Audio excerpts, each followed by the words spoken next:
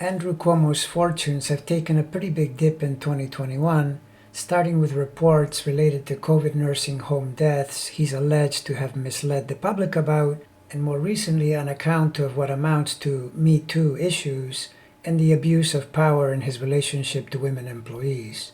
In line with the adage that tells us, when it rains it pours, in addition to these two very thorny problems surfacing at approximately the same time, now we're also hearing multiple reports of his caustic governing style featuring bullying and threats, and the whole thing suddenly has the public reframing his performance last spring when many appreciated his apparently direct and informative daily television COVID reports.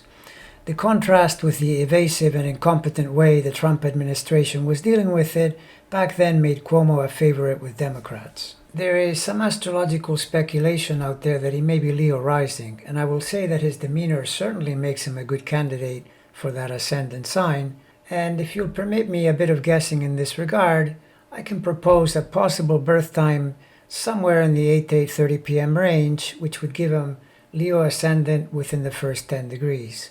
Such a chart would fit rather neatly with the way things have unfolded for him, since it would mean the triple Capricorn planet conjunction, Jupiter, Saturn, Pluto in 2020, would have been going through his sixth of health, translating into the pressures he felt in dealing with the pandemic, Saturn and Pluto, but also the positive public response he received at the same time via Jupiter. Once Saturn and Jupiter moved into Aquarius for good, it puts them in contact with the horizon degrees. Jupiter would be quite good on that account, but Saturn much less so, and Uranus up on the zenith poses a huge problem because what was positively received as independent behavior back in 2020 now becomes shocking romantic stuff that doesn't sound good at all.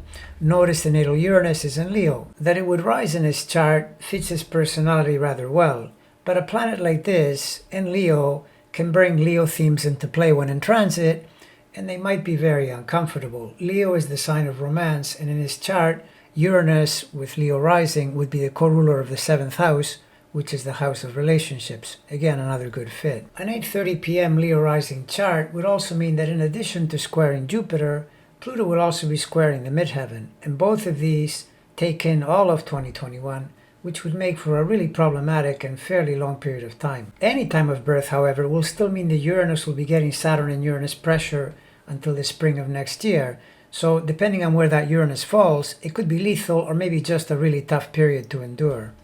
I chose to speculate around 8:30, attempting to match the current media furor with multiple astrological problems, and one of the ones that really drew me is the unknown position of the Gemini moon, which at 8:30 p.m. would put it in the 12-degree Gemini range and would, lo and behold, mean that solar arcturus would be right on top of it right around now. A rather perfect explanation for his sudden and very serious issues with members of the opposite sex. Like I've said in prior videos, don't make Eris angry because in due time she will pay you a very uncomfortable visit. At birth, Eris squares his Mercury, and in a Leo rising chart, Mercury would be in his 6th, the place of servants and co-workers, which fits rather neatly as well. Having speculated this much, I'll end by saying that if you're a Cuomo fan, you would have to hope he's not born around this time, because it would mean he is likely to go down. Different ascendant degrees still leave him with Jupiter and Uranus being challenged hard for about a year, but he might survive it because his overall chart is quite strong. But let's face it, the COVID allegations are both damaging and reprehensible, and the abuse of power related to women very much likewise. And if Senator Al Franken went speedily under the bus for what he did, how can we condone, much less approve, Andrew Cuomo's behavior?